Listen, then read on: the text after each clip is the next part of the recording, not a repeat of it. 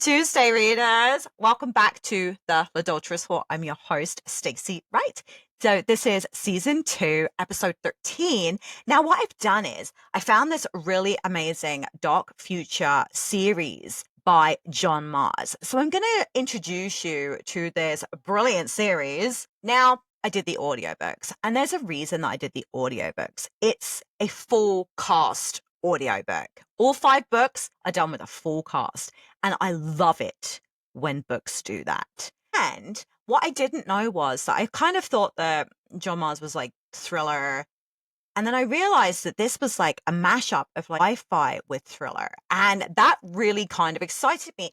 And somebody who I've been chit-chatting with about books, she was the one that told me to read the one, and she sent me down the biggest rabbit hole ever, so I'm going to thank you for that. Now, you might be wondering what a sci-fi thriller is, and basically it's a genre where they have mashed the sci-fi and thriller together. So they've taken the suspenseful and action-packed parts of the thriller genre and combined it with a futuristic setting, advanced technologies, and speculative fiction. It kind of keeps the reader on the edge of their seat with this like really cool plot, lots of mystery, danger, and high stakes. Like I was absolutely blown away. I didn't even know this was a thing, and I know that they do mashups for genres. I'm not unawares of that. I read several myself, but I didn't even know this was a thing. Now, the imaginative concepts of science with the action-packed suspenses of thriller may not be something that you thought you'd be interested in, because I'm not a massive sci-fi person. I'm really not. But this one was done in such a way that you kind of pushed into an advanced future. And the plot centers around how these futuristic things that we've come to rely on as humans are completely flawed. And somebody is trying to expose that. So it was really bloody exciting. Now, sci-fi books tend to have futuristic settings, advanced technologies, things like time travel, AI, or space exploration. This book series literally centers on more AI technology. And thrillers, you're looking at the suspense stuff, intrigue, danger, plots. So they've literally taken AI and created a thriller. It's amazing. So for me, it was the best of both worlds. I'm not going to lie. I think this might be one of my latest obsessions, is this mashup genre. I am totally obsessed with it. So, before we dive into this absolutely phenomenal series that I know you're going to love too, let's take a look at what I have been reading this week.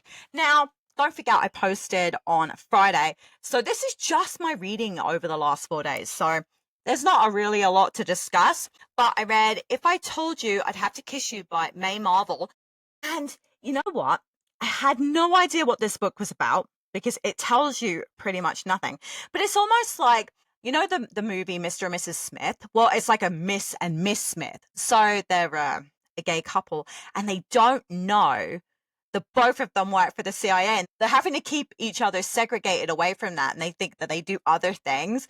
And then this operation goes sideways, and they come face to face after they just split up, and now like they have to work together. So it was a really good way of doing like a spy thriller. There was some witty stuff in there. It's a little saucy.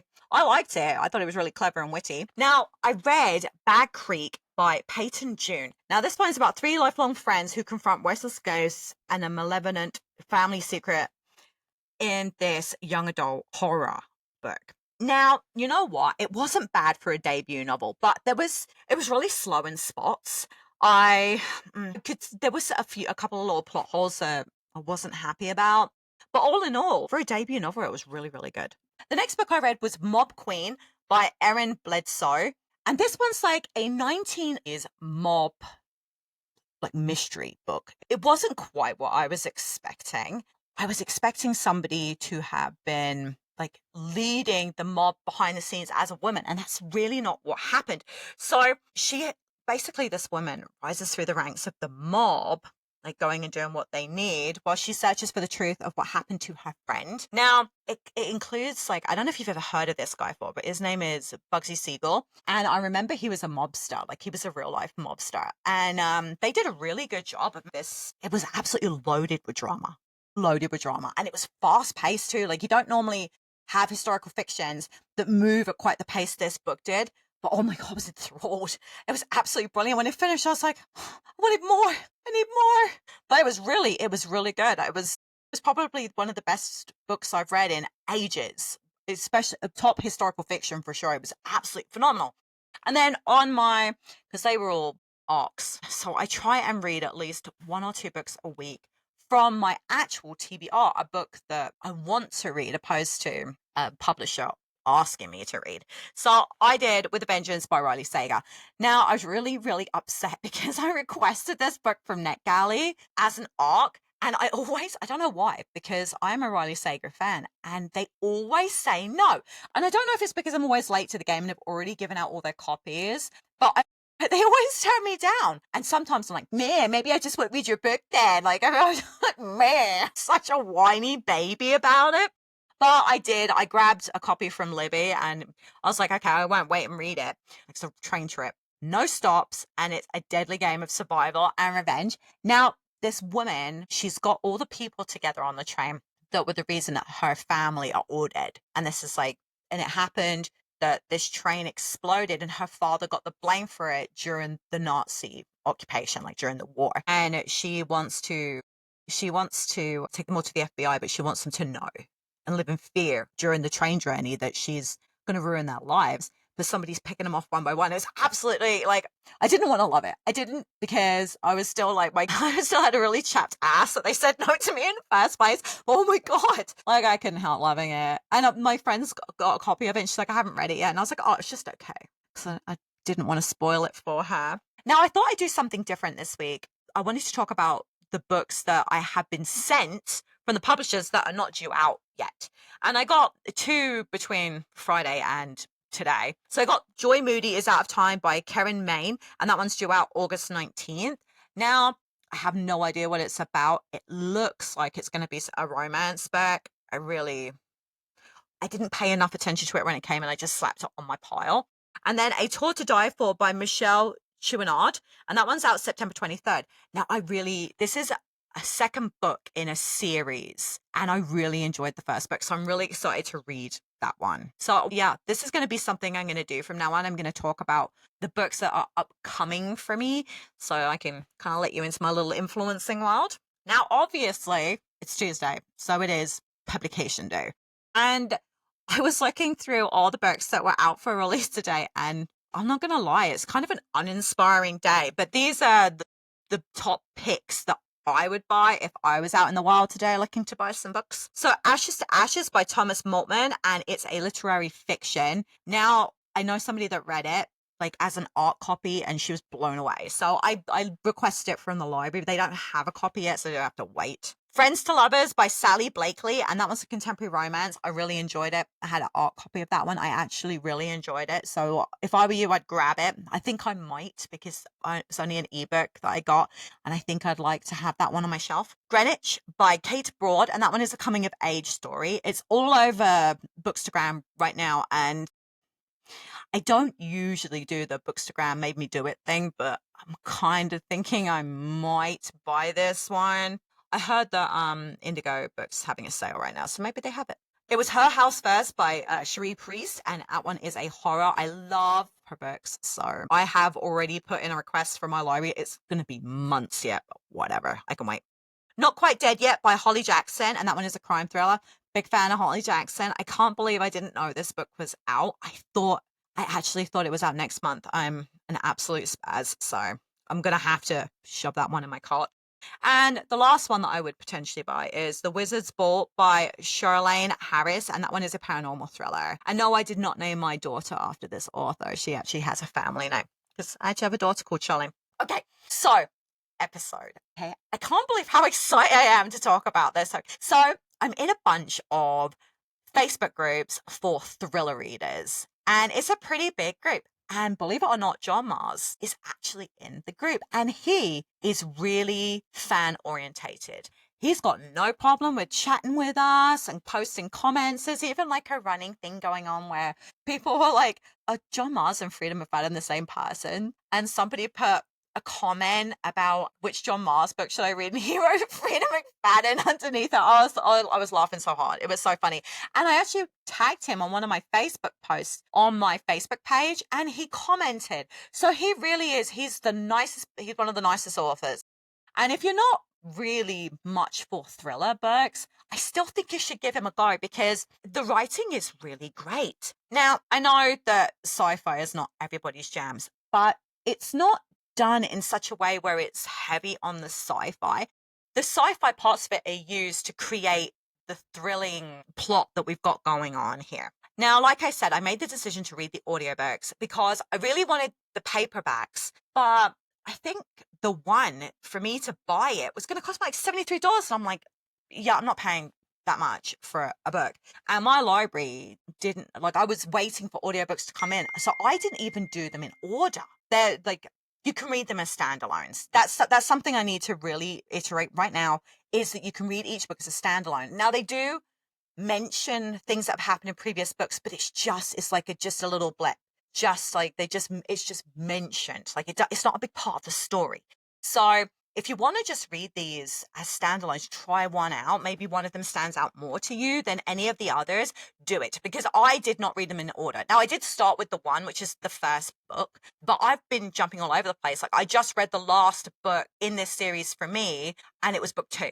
So really, you don't have to stick to any particular order. So what I thought I'd do is I'd give you a breakdown of each book, what they're about, and what I thought about them.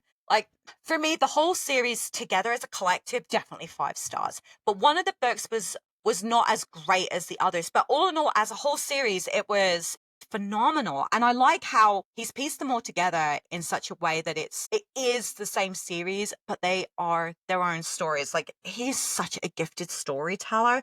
Such a gifted storyteller. Now, if you don't know much about who John Marr is, and you might not because he's actually a British author, so all of his books are based in the UK. Now, he's well known for having like the dark edge in his speculative books. So he's really good at bringing like the darkness, but the humanistic darkness. I was absolutely blown away. And believe it or not, he was actually a journalist before he gave up his career to become a full-time author. And he used to freelance to all the major newspapers and magazines and whatnot. Like, he spent 20 years interviewing celebrities for publications like The Guardian, Total Film, and The Huffington Post. So he's been writing for a very long time. Now, he writes 2 styles of thrillers. He does psychological thrillers and the ones with the more speculative, darker tone, which is this series. There's still like a psychological edge to them. Like, ooh, I tell you something. I don't think I've been this obsessed over a book series in a very long time. Like, obviously, A Discovery of Witches is one of my favorite series of all times. But I think this one might be really close. And that's terrifying because these books are terrifying because this really is kind of the trajectory that we're really on. You know what I mean? As a species. Now, I couldn't find a great deal about him online. I kind of get the feeling that he's quite a private person. But he does have a website, johnmarsauthor.com. And he has updates and whatnot on there. I didn't find a great deal on there either. Like, he doesn't talk about himself. He did say that he draws his inspiration from various sources, like people who say throwaway comments, news stories, dreams, and people watching. He's kind of fascinating, really, because he's not really out there in larger than life capacity, but I really love that he's fan orientated. So, like I said, he's really active on social media. So I will list in the caption for this episode what group you can find him in if you're curious about it, because honestly, he's a hoot. I really enjoy that group for that reason. Okay, so here is the breakdown of the Dark Future series. So like I said, the first book is called The One, and the first book introduces the concept of a DNA test that matches individuals with their soulmates, disrupting traditional dating and relationships. Now, it doesn't sound like a great book, okay? But it was literally, so somebody had come up with this technology that with one swab of the inside of the mouth, you can send it off to this database. And when that person, your fated soulmate based on your DNA, hits the server too, like you can match and meet up. Well, it was like destroying relationships. Because could you imagine already being married to somebody and you're happy, but you're like, oh, we're so happy. I bet we'd match. And then you do it and you're not. And there's somebody else out there that's your exact perfect match. So you can see how this might cause some problems, right? Lots of people decided to do this. It broke up marriages. There's obviously like a downside to this, because now what's the point in normal dating? All you have to do is swab and then wait for your match. But what if that match is already dead? And there's a couple in there where they thought they were heterosexuals, like dating women, and they matched each other in the men. So that was really interesting, like a little twist in the story. I'm not gonna lie, but just because you match, it doesn't mean like you're gonna happily ever after. There was a lot of dark stuff going, like there was a lot of dark stuff going on in this book. And it was absolutely fascinating to watch how people were dealing with the situation of not matching with their partners, but something happened at the company where someone was sabotaging. So some people were matched and it wasn't true. So it causes all kinds of crazy drama. I absolutely loved it. Now, as far as the pacing goes, what I've noticed is his books tend to really story build. So they're a little slower than a fast paced thriller. So if you're coming in there looking for, you're going to be disappointed, because that's not how this works. Because you get lots of different points of views, hence why I went with the audiobook, because I find it easier to follow everyone's points of views when there's a different voice. It's much, much easier. So for me, it was a much more enjoyable experience listening to different voices and having the story told this way. So I am going to buy the books. I'm hoping that at some point he'll release the whole thing as a box set. Maybe he's not done yet. I don't know if there's another book coming out. I actually didn't check that, and I probably should have, but I didn't, because you know me, I get excited and I'm just like, woohoo, let's go, and then I'm like, oh, if I'd have thought that through. Because I do that a lot. But it was really interesting because it proves that even with technology doing these things for you, that it can really be detrimental, cause issues that you didn't think about. So where this person thought they were doing a really great thing for people finding their soulmates, so that cheating would be eliminated, there'd be no need for any of that stuff, they didn't talk about the impact it would have on the people that were left behind, or the matches were dead. Like, can you imagine that? Or you match someone that's like a lot older than you and they're going to pass away. It absolutely floored me, because there were so many things that could go wrong. Unbelievable. So next in the series this is the one I just finished, and it was called The Passengers. So 8 self-drive cars were set on a collision course. Who lives, who dies, you decide. So somebody hacks into the system that controls these self-driving cars, and they set the cars on a collision course to crash with each other. The passengers in the car are a TV star, a pregnant young woman, disabled war hero, an abused wife fleeing her husband, an illegal immigrant, a husband and wife and parents of 2 who are traveling in separate vehicles, and a suicidal man. Now, the public have to judge who should survive, but are the passengers all as they seem? So somebody basically hacks into the system that does the cars and proves that they weren't safe. And this whole collective of people are in a room, and they're the ones that the hacker is talking to. And they are the ones who judge whether the self-driving cars in the past have been the problem in fatalities, or whether it was human error. And they always vote on the side that it was the human's fault. Okay, so people don't get their justice. All these people have to kind of fight for their survival by talking about who they are. And the person already knows everything there is to know about them. And you find that all these secrets start coming out, and it's absolute, because he picks them on purpose, and then 2 are taxis. So that's like the wild card. You have no idea who these people are getting into the taxis. Now, this one was one of my favorites, because I hate the idea of self-driving cars. I think that anything that can be hacked really should not be out on the road in such a way. I really feel like at this point, self-driving cars versus humans driving cars, I'm going to take a human being every single time. And I'm a bit of a conspiracy person. I really don't think AI should be our future. I think it's a real problem.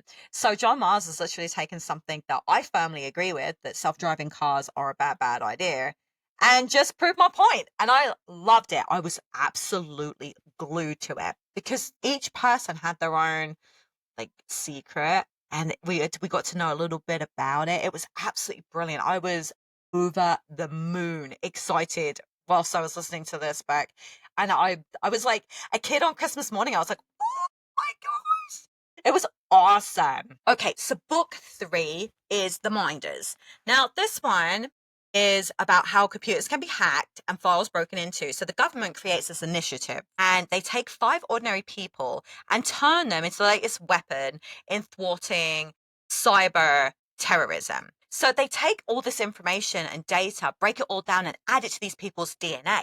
So they originally implant it into their genetic code inside their heads. Now, together, the 5 know every single secret, every government lie. It's all inside themselves, every conspiracy theory, every cover up. Only somebody has discovered who these people are and are trying to kill them all off. Now, this is the one I wasn't completely wowed over. It felt a little, I don't know, it's not like I didn't believe that this could happen at some point. It wasn't suspend your disbelief or anything like that. It was just kind of, I don't know. I think I didn't connect with any of the people who had the genetic code inside them. I didn't, and I kind of need that. And all of them were kind of, I don't know, I couldn't connect. And that was hard for me, because it's hard to cheer somebody on to win when you really don't care about them. And that's kind of where I was at. Now you'd think, well, Stacey, you love a good conspiracy, so why wouldn't you have enjoyed that one? I don't know. I thought the story was interesting. The plot was really good. There was just no characters that I really liked. So for me, it was still a really good book. I still gave it 4.5 stars, but it didn't quite hit the 5-star mark for me. It didn't. Now, the next book is The Marriage Act. Now, this was the second book that I read of them, even though it's book 4. So this installment explores a future where marriage is legally mandated, forcing individuals to marry based on the government's criteria and not love. What if marriage was law? Dare you disobey? So Britain, the near future, a right-wing government believes it is the answer to society's ills, the Sanctity of Marriage Act, which actively encourages marriage as the norm, punishing those who choose to remain single. 4 couples are about to discover just how impossible relationships can be when the government is monitoring every aspect of our personal lives, monitoring every word, every minor disagreement, and use every tool in its arsenal to ensure you love, honor, and obey. Now, this one creeped me the hell out, because I already feel, don't get me wrong, okay, I'm not against marriage. I'm totally not against marriage. I just feel that if you want to get married, why do you have to ask the government's permission to do it? And then you have to ask the government's permission to dissolve it. And I really do not feel like that's nothing to do with the government. It really is not. Now, someone was talking about how maybe every 7 years you need to decide whether you want to continue being married or it just dissolves itself. And I kind of love that idea. I think that means you don't have to get divorced. It's not going to cost you anything.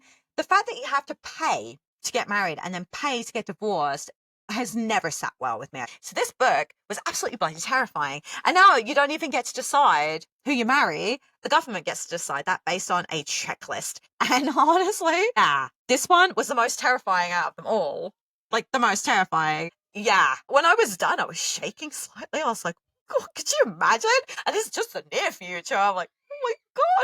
I was like trembling and freaking out. So it's brilliant. John Marr, you have a gift, my friend, a gift. And the last book is The Family Experiment. Now, the series continues to dive into the dark side of societal control, examining the consequences of imposed family structures and manipulation of human relationships. So, what they've done is the world is massively overpopulated, creating overcrowded cities and economic crisis. And in the UK, the breaking point has arrived. A growing number of people can no longer afford to start families, let alone raise one. But for those desperate enough to experience parenthood, there is an alternative. For a monthly subscription fee, clients can create a virtual child in the metaverse. Yeah, in the metaverse, scratch, and access it via VR goggles. Terrifying, right? To launch this new initiative, the company behind Virtual Children has created a reality TV show called The Substitute. It will follow 10 couples as they raise a virtual child from birth to the age of 18, but in a condensed 9-month time period. The prize, the right to keep the virtual child, or risk it all for the chance to have a real baby. Okay, so this one was absolutely freaking creep-tastic. To have your child in the metaverse and somebody can code it to do whatever they want. No thanks. And then you're competing against other couples and people are voting to whether or not you get to be the one to either try for a real child or to keep the meta child. Yeah, it was creepy. It was creepy. And each of these wannabe couple parents, like there was so many problems, all the dirty, disgusting, seedy under stuff. Like, oh my God, I was like, and how they created the system, because we learn all about that. I was absolutely terrified, terrified. And the things that they were doing to the kids, like, I don't want to spoil it.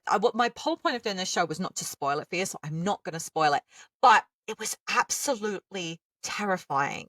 Like the things that happen with kids and how they ended up getting the information they needed to create realistic kids in the metaverse. Like, oh my God, like my heart was racing. And they're not fast paced, okay? Like I said, it builds up with this information of sheer terror and then just puts another block on top of more things to scare the living heck out of you. And you're like, oh my God, I can't cope, I can't cope.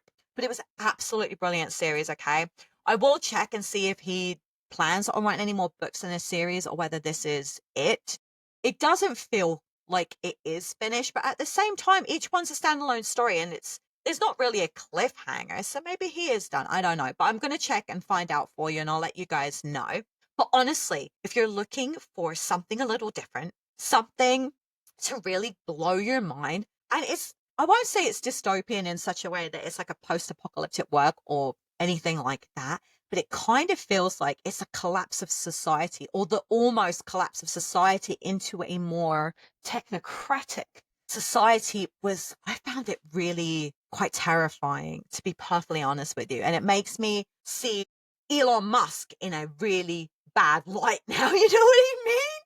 Like, I am slightly freaking out.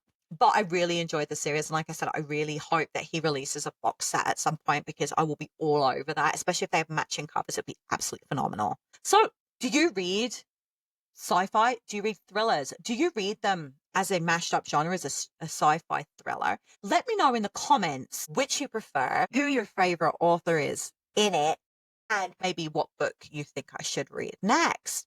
I really hope you've enjoyed this episode. This was one of those episodes that I've wanted to do something like this for a while, but I didn't know what book series to do it on. So this one was perfect for me. Absolutely perfect. If you want to know more about each of the books individually before you read them, I think I might do a little mini series of maybe 5-10 minute videos on each book and maybe do a bit of a deep dive and give you more. I just didn't want to spoil it today. But if you know it's coming and that these mini episodes are going to have spoilers in it, that's on you because you've been warned. I really hope that you will continue to follow me on my journey of bookish craziness. Subscribe to my YouTube channel, youtube.com/at litdulterous. You can find me on Facebook at litdulterous, Instagram at litdulterous whore, TikTok at litdulterous. You can find all my book reviewing on Booklorian Designs on all of my socials. I'm also doing a podcast with a co-host called Hannah. I've already mentioned this before, but we just published our first episode on Friday, so you can find that at the Toppling TBR on YouTube. Give us a subscribe there as well. That would be great. We're also planning on doing a deep dive into Sarah J. Maas' world. We're going to start with Throne of Glass, and we're going to work our way through in order, all the way through to Crescent City. So that's going to be really exciting. I've read all the Court of Thorn and Rose books. I've read them all, and I've only read 4 from the Throne of Glass series. So I'm going to start them from the beginning and work my way through and make notes. And it's going to be a fantastic time. So you should definitely join us for that too. I hope that you have the reading week that you deserve and that you're going to join me on Friday for my Read Like Rory challenge. I did Anna Karenina. I'm not going to spoil it, but I'm going to talk about what I thought about the book and why I think Rory really enjoyed it. Have a great rest of your day, readers. Take care. This is Stacey Wright signing off from the Litdulterous Whore.